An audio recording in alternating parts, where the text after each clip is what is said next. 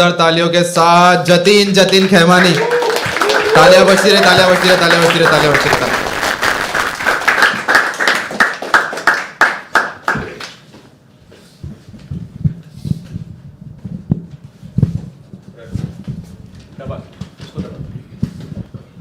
Thank you. जैसा कि नाम पढ़ा, नाम जतिन खेमानी है, ग्वालियर मध्य प्रदेश से आता हूँ। ग्वालियर मध्य प्रदेश से आता हूँ। पैदाइश आगरा की है, वहीं दादा दादी रहा करते थे और अब चाचा चाची बाकी सब घर वाले रहा करते हैं। ये कविता दादा के लिए लिखी है, जिनका 1 साल पहले देहांत हो गया था। ये कविता पिछले साल आधी अधूरी लिखी गई थी, कल रात को पूरी करी गई है। तो बस यही उम्मीद है कि उन्हें पसंद आए। जो उनसे कहना था, जो देखा वही है ये कविता। कविता का नाम है वो नज़ारा। शाम सुनहरी होते होते काम पड़े हुए हैं सब। शाम सुनहरी होते होते काम पड़े हुए हैं सब। मन में जो थी आस पुरानी, याद तुम्हारी आती अब। 6 अक्टूबर 6:05 ली सांस तुमने आखिरी, है आप बीती बतानी मुझे डैडी तुम्हारी।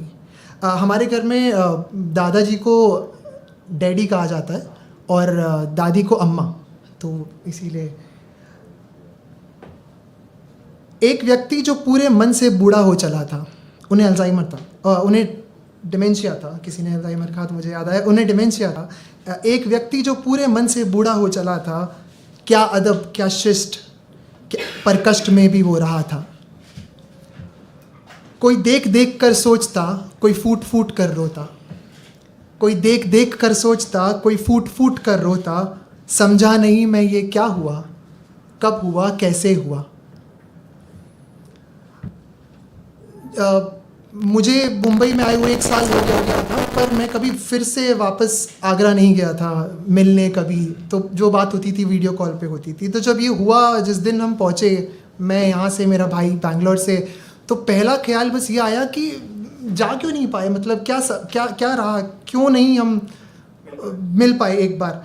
तो वही है कि पास होना कितना मुश्किल था, पास होना कितना मुश्किल था, जो 1 साल बीत गया।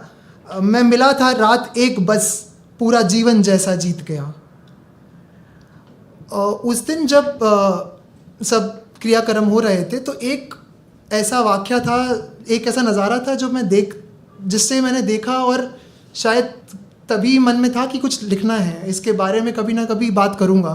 क्योंकि उस दिन तो कोई बात नहीं कर पाया, उसके कई दिनों कई महीनों तक ये बात नहीं कर पाया। तो बात ये थी कि भाई का अर्थी उठाना, मेरा छोटा भाई का अर्थी बनाना, मासूम होकर भी ना जताना।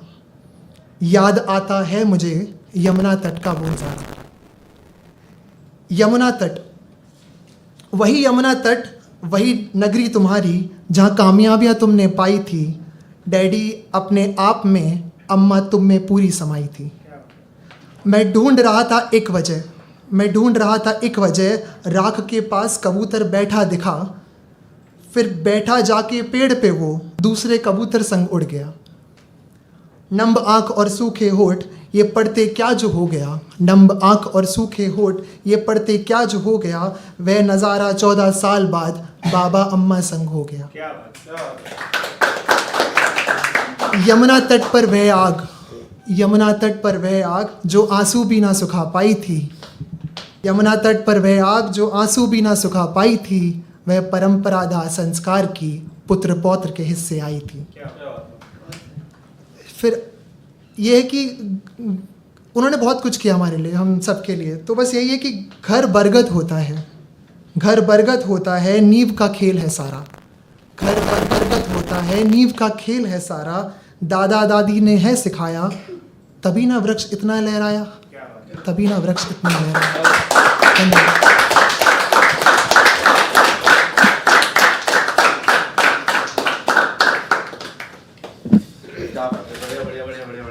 एक बार जतिन भाई के लिए जोरदार तालियां।